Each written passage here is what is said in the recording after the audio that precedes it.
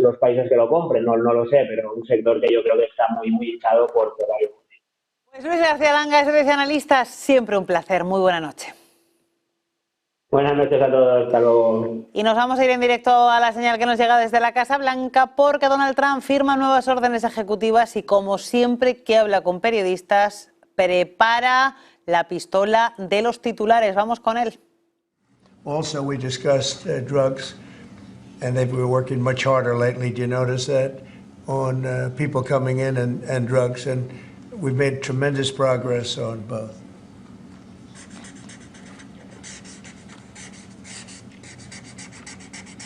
President Trump, what's your thought about why the markets are so spooked? Do you think they don't like the tariffs, or do they not like the uncertainty with some of the changes and the carve-outs? Well, a lot of them are globalist countries and companies that won't be doing as well because we're taking back things that have been taken from us many years ago. We've been treated very unfairly as a country. We protect everybody. We do everything for all these countries. And a lot of these are globalist in nature. You know, they have, if you're outside of the United States, you know, it's going to be a little bit different. We just weren't treated right. We were ripped off as a country. I've been saying it for a long time. And I did it to a certain extent in the first administration, but with COVID coming in, we had to focus on that toward the end. But we had the greatest economy in history in the first administration, and I think we'll do even better now. But this is something that we have to do. There'll always be a little short-term interruption. I don't think it's going to be big, but the countries and companies that have been ripping us aren't particularly happy with what I'm doing. But the United States will be very happy. And, you know, our farmers are going to be very happy. And again, there'll be disruption. But in the end, I said it before with China, we signed an unbelievable deal with China, $50 billion in purchases, and we're doing great. Biden, however, when he came in, they never enforced that deal. So that's the only thing that basically you have globalist companies that have been ripping us off that won't be able to rip us off any longer. I think that's what the big charge is. Have you been influenced, some of these exemptions that have been announced and some of these temporary delays, have you been influenced in those decisions because of the market reaction? Well, there are no delays at all. No, nothing to do with the market. I'm not even looking at the market because long term, the United States will be very strong with what's happening here. Now, these are countries and companies, foreign companies, that have been ripping us off, and no president did anything about it until I came along, and then I did a lot about it. You know, we took in tariffs from China $600 billion. Nobody else took in 10 cents from China. They never did. But when COVID came along, we had to focus on COVID. We did a great job. We got rid of that. We ended up handing over with a market that was higher than it was previous to COVID coming in. But this is very much about companies and countries that have ripped off this country, our beloved USA, and they're not going to be ripping us off anymore. So, you know, I think that has an impact on the market.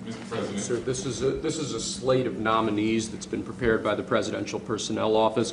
It includes a number of sub-cabinet level appointments, a number of your ambassadors that have been previously announced, and also, crucially, given the administration's concerted effort to focus on violent crime, it includes a number of U.S. attorneys in major cities that have real crime problems. Okay. Some very good people, too. Thank you, sir. And then we have a number of ceremonial proclamations that Lindsay Halligan is going to. So two very special proclamations, the first of which is a proclamation that proclaims March 2025 as Women's History Month in honor of all the wonderful women in your administration, all the wonderful women in America, and in honor of everything you've done for women and this administration has done for women in just, what, a month and a half? So. Yeah, we've done a lot, and women have done a lot for us, right? This is an honor. We have a wonderful woman here, Maria Bartiromo. Thank you so much. Nice to have you, Maria. Thank you very much, Mr. President, and thanks for all that you're doing for women. Thank you. She's going to do an interview of me later. Maybe I shouldn't do this interview. I should be like Biden, not do any interviews.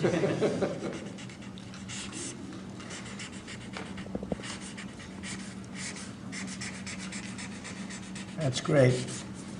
Women, we love you. We love you too, sir. Thank you. Okay. Excellent. So the second one is a proclamation proclaiming March 2025 as Irish American Heritage Month in honor of, well, to commemorate our amazing friendship between America and Ireland, and to just honor all of the Irish Americans. And I'm a little bit biased because I'm American and Irish, but Good. Well, great people. Yeah, great St. people. Patrick's Day is coming up as well. And they voted for me in heavy numbers, so I like them even more. You have to like it. You know, you're not supposed to, but you have to like that. All right. So for the Irish American people, proclamation. Okay. Thanks. President. Thanks, Lindsay. Mr. President, your envoy, Steve Witkoff, told us a little while ago that if Hamas does not release hostages, that the U.S. and Israel could take some action. What does that mean in your eyes? Is that military action? Would you join strikes with Israel? Well, you're going to find out. I had the honor of spending a lot of time yesterday with quite a few of the people that we got out, and I can't believe how badly treated they were, really badly treated. Stories that you wouldn't even believe. Some of it was documented, some of it was so bad you couldn't really, I don't think you can put it on. And it's a shame. And they said one thing, they have 59 hostages, of which many of them are killed. They want to know if we could just continue. They said without us, look, Biden wasn't able to get anybody out. We came along and they started releasing. But we have 59 left, of which 24 are living. The rest are dead. And I put out a statement. It's sort of self-explanatory, I think. But somebody's going to have to get a lot rougher than they're getting. It's a shame. And those 24 that are living, because they were with them just 2 weeks ago or 3 weeks ago, depending on when they got out. But they said they're in very bad shape. You spoke today with your cabinet members and Elon Musk. I did. What did you tell them in regards to Elon Musk and his authorities to carry out actions? We had a great meeting. We had Elon and we had some of the representatives for the business reps. We also had most of the cabinet members, not all of them. It doesn't really pertain to all of them, but many of them. And I thought it was a really good meeting. It was about cutting because everybody knows the country's way out of control in terms of the number of people. We have many people that don't work. We have many people probably that aren't even living that are getting checks. And we're finding all of that out, and it's being reported. We're going to save hundreds of billions of dollars. We've already saved a lot. And parts of it are contracts that are expired that we're paying on. Many crazy things that, you can see it happening. It shouldn't happen, but you can see it happening. You see a lot of it being put out. But the other thing I think most important for today, I want the cabinet members to keep good people. I don't want to see a big cut where a lot of good people are cut. I want the cabinet members to keep the good people, and the people that aren't doing a good job, that are unreliable, don't show up to work, etc., those people can be cut. So I had a meeting, and I said, I want the cabinet members go first, keep all the people you want, everybody that you need. And it would be better if they were there for 2 years instead of 2 weeks, because in 2 years they'll know the people better. But I want them to do the best job they can. When we have good people, that's precious. That's very important, and we want them to keep the good people. And so we're going to be watching them, and Elon and the group are going to be watching them. And if they can cut, it's better. And if they don't cut, then Elon will do the cutting. So, Mr. President, is that a reflection that you think Doge and Elon Musk have been moving too quickly? No, I think they've done an amazing job. They've done an amazing job, and look at what they found. I read it the other night in the speech. I mean, they found these things where billions of dollars has been poured down the drain to things. That's not about people, that's about contracts where billions and billions of dollars was just thrown out the window. It probably got kickbacks. I'm sure there were tremendous kickbacks for the people that authorized those contracts. But no, Elon has been really teaching everybody about the numbers that you can do. But what I want is I want the numbers, but I also want to keep the good people. We want to get rid of the people that aren't working, that aren't showing up, and have a lot of problems. And so they're working together with Elon, and I think we're doing a really great job. We're cutting it down. We have to for the sake of our country. You can't have that kind of fat. It's bloat, and like nobody's ever seen before, where you need 20,000 and they have 120,000 people, and you just don't need that many. And it happens with companies, and it happens with governments, I guess. You could go to a lot of governments, you'd see the same thing. But we're trying to get it down. We want to be able, next year, we could balance the budget. I think there's a good chance we could balance the budget next year. We have a lot of good things happening. Plus, we have a lot of revenue things happening, like today with the shipbuilding. And this gentleman behind me is going to create a lot of jobs. And he's about the biggest there is in the world. We had the biggest chip maker in the world here a few days ago. He's going to be spending $200 billion on building plants. We're not giving him any money to build it either. It's not, that chip act is ridiculous, where the Biden thing, where they give billions of dollars to people that have nothing but money. They're not going to spend that money. They're just taking that money. We're giving nothing. They're coming in because of the tariffs, because they don't want to pay the tariffs, and they're opening up big. So, but with respect to people, I said, I want to cut the people, but I want to keep the good people. President, tariffs, sir, can you walk us through the next steps on this? Steel and aluminum tariffs are due to kick in next week on Canada, Mexico, and every other country. Are those going to be modified as well? No, those are not modified. Those are happening next week. And the big one will be on April 2nd, when reciprocal tariffs. So if India or China or any of the countries that really, India is a very high tariff nation. I'll tell you what's a high tariff nation is Canada. Canada charges us 250% for our milk product and other product, and a tremendous tariff on lumber and things as such. And yet we don't need their lumber. We have more lumber than they do. We don't need Canada's lumber. So what I'm doing is I'll be signing an executive order freeing up our forests so that we're allowed to take down trees and make a lot of money and then reharvest trees. Also, we're cutting fire divides. A fire divide is a 50-yard to 70-yard swath where the trees can't, it's long enough so trees don't burn forever until you can get them out. And those trees can be sold and made a lot of money with. So, but we'll be doing that. We don't need trees from Canada. We don't need cars from Canada. We don't need energy from Canada. We don't need anything from Canada. So where we can be self-sustaining, which is in most things. Look, we have more oil and gas than anybody. Our forests are massive, massive forests. We're just not allowed to use them because of the environmental lunatics that stopped us. So I'm going to be freeing that up very shortly so that we don't have to go to other countries to buy lumber. Why should we be buying lumber from other countries, paying tariffs, paying big prices, extraordinary prices, and we have lumber. We have the best lumber. Go ahead. And this USMCA exemption you're essentially announcing today for this 1 month? It's just a modification, short term, because I didn't want to hurt the American. It would have hurt the American car companies if I did that. Would you consider the same sort of exemption or pause for the auto tariffs you're talking about next month? We're not looking at that, no. No, we're not looking at that, no. No. Revoking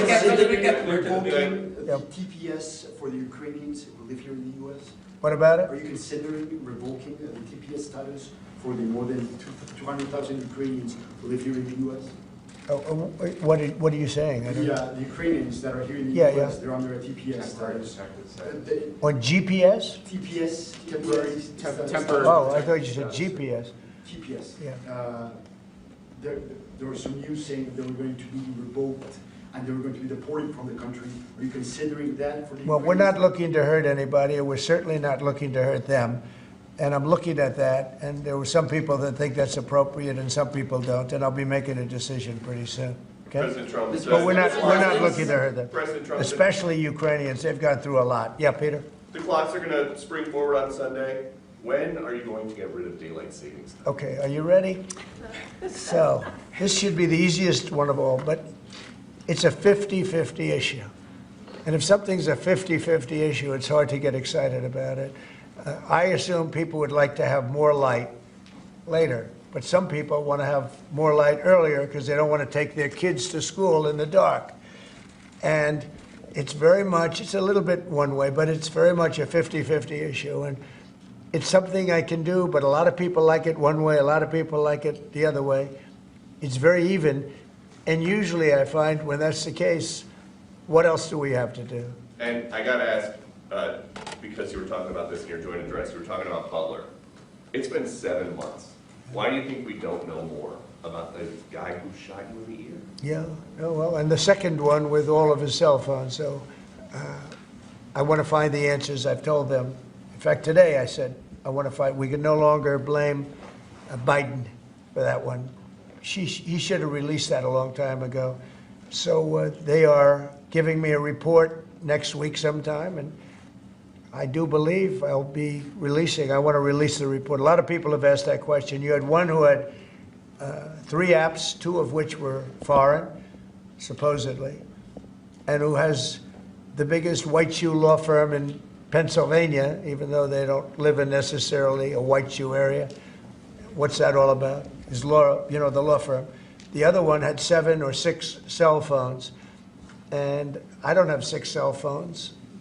And why would somebody have 6 cell phones? So we're going to be releasing a report on that soon, Peter. But based on what you're saying right there, the lack of information and the data points that you just gave, does that make you think that there's some part of that there's some bigger? It could be. Well, it makes other people think that. It makes me think it a little bit too. I say, when you have 3 apps and 2 of them are foreign, and you had an FBI that wouldn't report on it, they didn't want to say why, I would say that could be suspicious. And then on the second assassin, you had, and by the way, I have to tell you, Secret Service did a great job on that by spotting him. But on the second one, he had 6 cell phones. That's a lot of cell phones. And a couple of them had some strange markings on them. So, yeah, I want to find out, and I would be willing to release it. I mean, maybe there's a reason that we shouldn't, so I don't want to get too far ahead of my skis, but yeah, I would be very willing to release that. I'd like to see it. I want to see it myself, Peter. Not only you, I want to see that one myself. Mr. President, may I? Yes. President Macron yesterday said that France was ready to offer its nuclear protection to other European countries. What do you make of it? And in this case, would the U.S. also maintain a nuclear umbrella for European countries? Well, France is also willing to put soldiers into Ukraine for safety reasons if we can get it. I will say that we've made a lot of progress with Ukraine and a lot of progress with Russia over the last couple of days. And it'd be great to bring that to an end so we don't have to talk that way about nuclear. It'd be great if everybody would get rid of their nuclear weapons. We have Russia and us have by far the most. China will have an equal amount within 4 or 5 years. And it would be great if we could all denuclearize, because the power of nuclear weapons is crazy. It is crazy. And I was very far along a process with Russia, despite the Russia hoax, which didn't make it easy. It was a total hoax, a total rigged hoax by some bad people. But despite that, I was very close to having a program with Russia, denuclearization, and we're going to get China. I spoke to President Xi about it, and he would have been very happy to have gone along with it. But bad things happened, like an election that was rigged happened.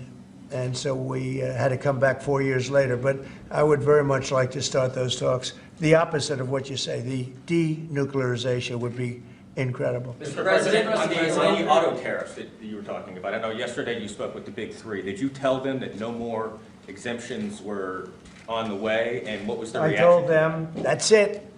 This was a short-term deal. And they came back to me yesterday. They said, could we have some help on the tariffs because of the speed? And I said, look, I'm going to do it, but that's it. Don't come back to me after the April 2nd. I don't want to hear from you after April 2nd. We're not going to be doing it anymore. I want to help them. What was their response? They didn't complain, but I helped them short-term during this short-term transition. April 2nd is going to be a very big day for America. Mr. President, my understanding is that the longstanding U.S. policy is that we do not negotiate with terrorists. So how did you come to the decision to send somebody from your team to negotiate with Hamas? We are having discussions with Hamas. We are helping Israel in those discussions because we're talking about Israeli hostages. And we're not doing anything in terms of Hamas. We're not giving cash. We're not giving $6 billion like you hear other administrations give. In fact, I got 59 hostages out, and we gave nothing. In 59, we gave nothing, not including what's going on with Hamas. I mean, I consider that something where we're helping Israel for the most part. We had a couple of hostages, as you know. We got a couple of hostages out, American hostages. Mr. President, But certainly, Peter, you have to negotiate. There's a difference between negotiating and paying. We want to get these people out. If you would have seen the people yesterday, maybe you did, I don't know, but if you would have seen them, the way they spoke about their captivity, it was unbelievable. It's terrible. Are you thinking about making any changes to NATO where a NATO country gets attacked, but they're not paying enough dues, so the United States doesn't defend them? Well, I've said that to them. I said, if you're not going to pay, we're not going to defend. I said that 7 years ago. And because of that, they paid hundreds of billions of dollars. I said, if you're not going to pay your bills, we're not going to defend you. And it also went for the attack. But if they got attacked, they said, well, does that mean you won't defend us? I said, are you current or are you delinquent? They said, if we were delinquent, would you? I said, nope, I would not. And because of that, as you know, hundreds of billions of dollars came into NATO. You wouldn't have NATO right now if I weren't there. And your previous Secretary General has said that. He said he's never seen anything like it. When I came to NATO, when I first had my first meeting, I noticed that people weren't paying their bills at all. And I said I should wait till my second meeting, and I did. And I brought that up. And I said, if you don't pay your bills, we're not going to participate. We're not going to protect you. And when I said that, as soon as I said that, it was amazing how the money came in. The money came in, and now they have money. But even now, it's not enough. It's really not enough. They should be paying more. Mr. President, question on the investment, sir. You've overseen about $2 trillion worth of domestic private sector investments come in just about 2 months. This is the newest one. It comes after your announcement of a new shipbuilding office at the White House during your joint session to Congress. Can you talk about why this is important, not only for national security, but to continue the renaissance of domestic manufacturing? Well, we have to maintain a strong country. We have to maintain, and we want to pay off debt. We have a lot of debt, but that'll start coming off quickly when this all comes around. Look, we've been supporting the whole world. You mentioned NATO and you mentioned other things. We've been supporting the whole world. When I first came in, we were paying almost 100% of NATO. NATO it was crazy. We were supporting NATO. We were paying the bills for other countries. And yet those same countries, mostly European, the European countries were ripping us off in trade. They won't take our cars. They wouldn't take our agricultural product. They wouldn't take anything. Yet we were taking their cars by the millions, Mercedes and BMW and Volkswagen, all of them. We were taking their cars. They weren't taking it. We were taking their farm products. They weren't taking ours. It was a total ripoff. And yet we were protecting them by giving them the money. And, that adds up to a bad number at the end of a lot of years. And that's what happened. And now it's time for this country to stop being ripped off. I had that done very much in the first administration, but then we had to focus on other things at the very end with COVID. But we had the greatest economy in history. We had the greatest economy in history. I think we're going to redo it here, but even better. And I wanted to do what we're doing now in the first term, but we had so many other things to do. We had to fix the border, which we did. We had to fix our military. We rebuilt our military. We completely rebuilt the military, only to watch Biden give so much of it away to Afghanistan, if you can believe it. It's not even believable. It's not even believable what he did. The damage that man did or that administration did to this country is frankly not even believable. And in particular, allowing millions and millions of people to come into our country. Many of them were murderers and drug dealers and gang members and people from prison for very heinous crimes. for him to allow those people into our country. And now we're spending tremendous amounts of time and effort. Nikki and Tom Homan, who's doing an unbelievable job, but we shouldn't have to be spending anything on that. We had the safest border ever. Now we have actually, as you saw, the numbers just came out, where we have actually the lowest numbers in the history of our country. But we shouldn't have had to do that. What we're doing now is we're looking for murderers. Can you believe it? We're looking for murderers because thousands of murderers, some about 50%, killed more than one person. One killed 5 or 7. And we're looking for those people right now. We shouldn't have to be looking for President Trump, on Peter's question, are you going to make that policy, U.S. policy, that the U.S. wouldn't defend NATO countries that don't pay? Well, I think it's common sense, right? If they don't pay, I'm not going to defend them. No, I'm not going to defend them. I got into a lot of heat when I said that. You said, oh, he's violating NATO. And, you know, the biggest problem I have with NATO, I really, you know, I mean, I know the guys very well. They're friends of mine. But if the United States was in trouble and we called them, we said, we got a problem. France, we got a problem. A couple of others I won't mention. Do you think they're going to come and protect us? They're supposed to. I'm not so sure. So you know, with Japan, we have a deal, which is a very interesting one. And I love Japan. We have a great relationship with Japan, but we have an interesting deal with Japan that we have to protect them, but they don't have to protect us. Do you know that? That's the way the deal reads. We have to protect Japan. And by the way, they make a fortune with us economically. There's another case. But we have to protect Japan, but under no circumstances do they have to protect us. I actually asked, who makes these deals? Yeah, Peter? Well, so why stay in NATO at all?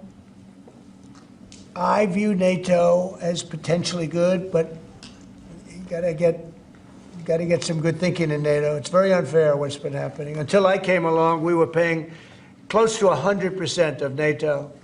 So think of it. We're paying 100% of their military, and they're screwing us on trade.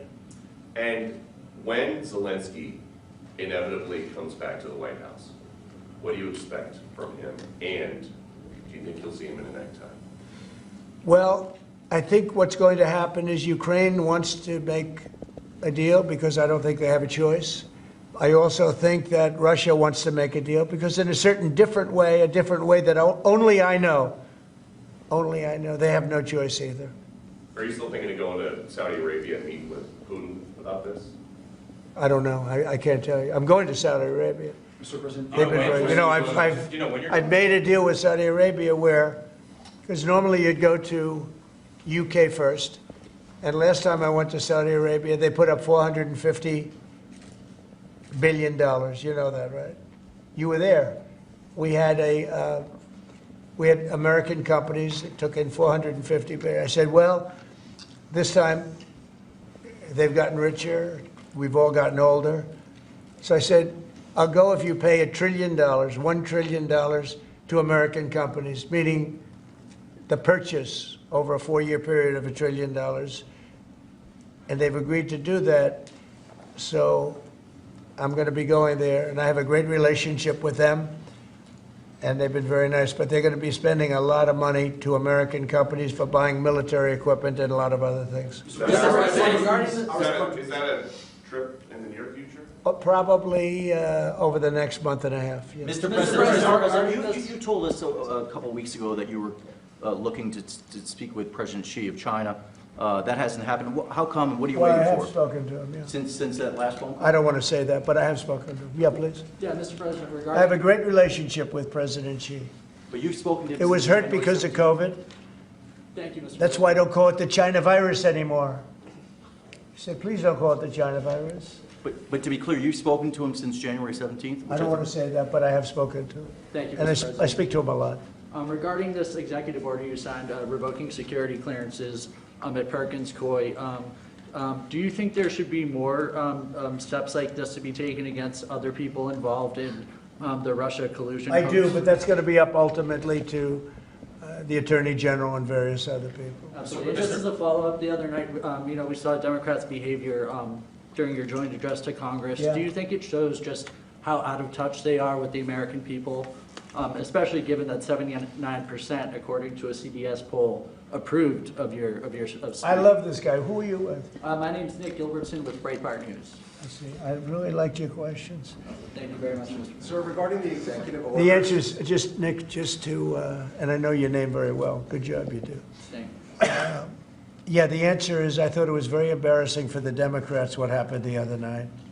And that's not said for any other reason other than it's obvious, it's fact. Even CNN fake news said that. They came out and they said it. And worse than CNN is MSDNC, which is the worst. And the good news is very few people watch them anymore. They have lost such credibility. And frankly, what Nicole Wallace said, I've never been a fan of hers, and she's not very talented. But I'll tell you, what she said the other day about that young man is disgraceful. She should be forced to resign.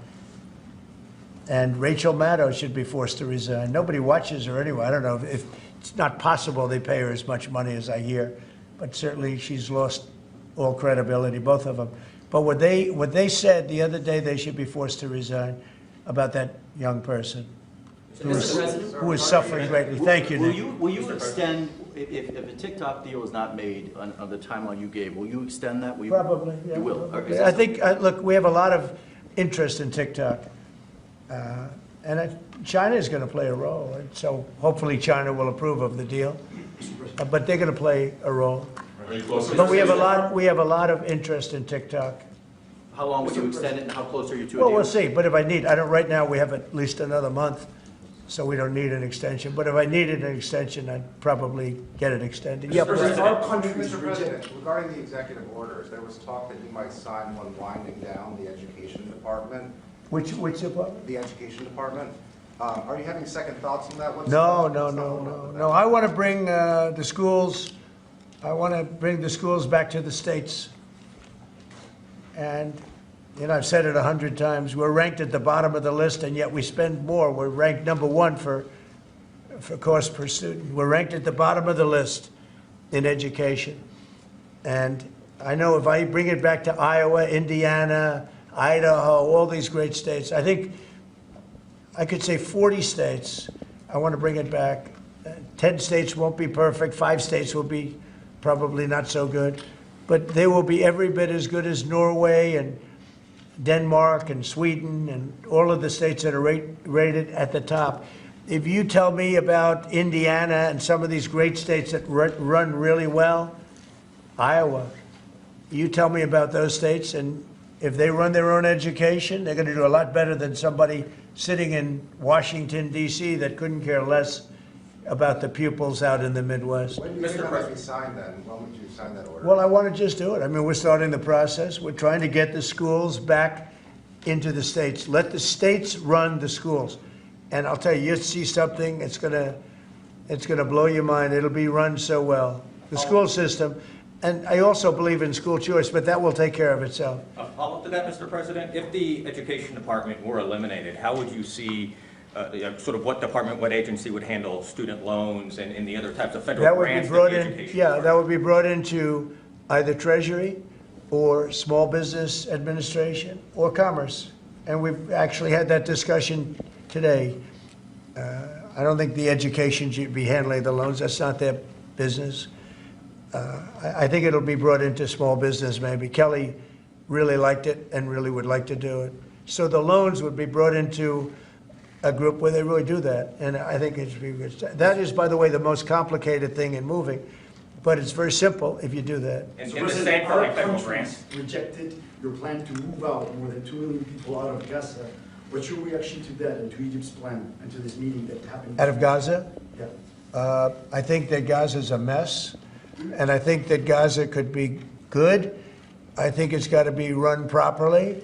But right now, Gaza is an absolute mess, and it has been for many, many years and decades. Yeah, Peter, did you have one more? I did, yeah. They have these 2 Starliner astronauts stuck in space for 8 months. Have you spoken to them? They left them alone. Biden left them up there. And what do you know about that? I know everything about it. I said, we have 2 astronauts that are stuck in space.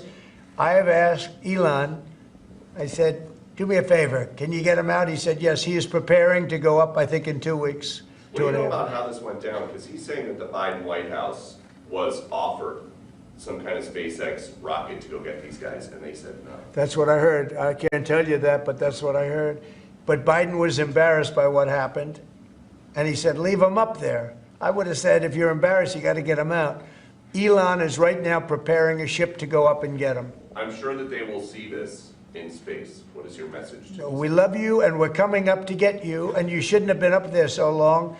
The most incompetent president in our history has allowed that to happen to you, but this president won't let it happen. We're going to get them out. We're coming up to get you. I've authorized Elon. I said, can you get them out? Because, you know, they've been left up there. I hope they like each other, but they've been, maybe they'll love each other. I don't know. But they've been left up there. Think of it. And I see the woman with the wild hair, good solid head of hair she's got. There's no kidding. There's no games with her hair. But, and you know, there's a danger up there, too. They can have some failures up there that would be very bad. You've got to get them out. So I've authorized Elon a week ago. I said, you know, we have 2 people up there that Biden and Kamala left up there, and he knows it very well. I said, are you equipped to get him? He said, yeah, he's got a Starship, and they're preparing it right now. And so Elon is going to go up and get him. Should I go on that journey just to be on the ship when we stop? If that's an option, yes. I should do it. Oh, that's terrible. I thought he liked me. I thought he liked me. I thought, Maria, should I do it? Well, you should then come. Stay here. Maria likes me better. President Trump, you should then come back from space. Well, when they come back, I'll greet them. How about that? No, we're going to get them out. I've authorized Elon Musk to go and get them, and he's prepared to do so. Mr. President, what are you making of the market sell-off this week? I think it's globalists that see how rich our country's going to be, and they don't like it. You know, there's a big market out there. But again, they've been ripping off this country for years, and now, and they're going to do great. Everyone's going to do great, but we can't let this continue to happen to America. Otherwise, we're not going to have a country any longer. Thank you very much, everybody. Thank you, sir. Thank you very much. Great.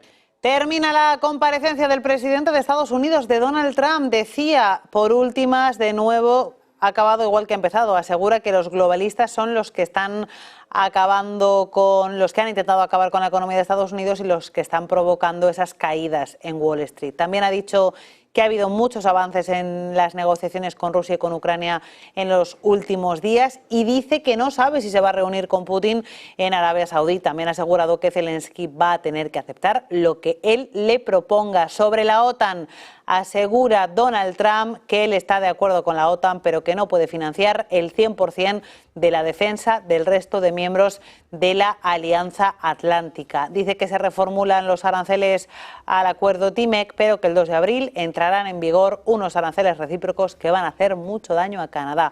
Y vamos con últimas horas. La primera de todos, ¿cómo ha despedido a la sesión Wall Street? Pues con una nueva jornada de caídas intensas en los índices de renta variable norteamericanos.